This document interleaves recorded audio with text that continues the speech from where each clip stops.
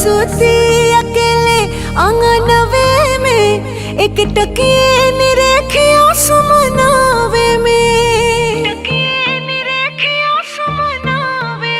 हम तो सूती अकेले आंगनवे में एक टकिए निरेखिया सुमनावे में खइला पनीर के दवैया पिया लगना घैया पिया अगिन लतरैया पिया लगना घैया पिया अगिन लतरैया पिया टूटला देह जब वह पुरवैया पिया टूटला देह जब वह पुरवैया पिया लगना घैया पिया अगिन लतरैया पिया लगना घैया पिया अगिन लतरैया पिया।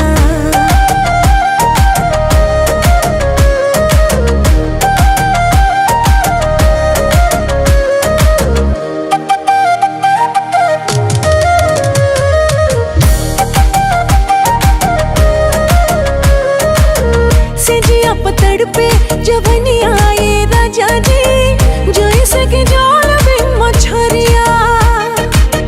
खाए खाती तरसियो छवानी आए राजा जी आंगने गवाए कब सोहरिया करब कमा के का दुबैया की रुपैया पिया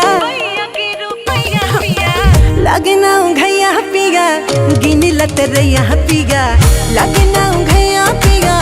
गिन लतरैया पिया लगना घैया पिया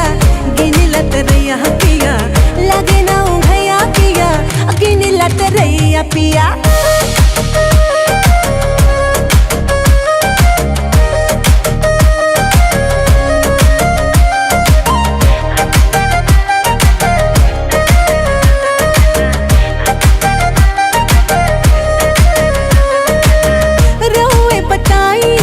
कैसे या कब तक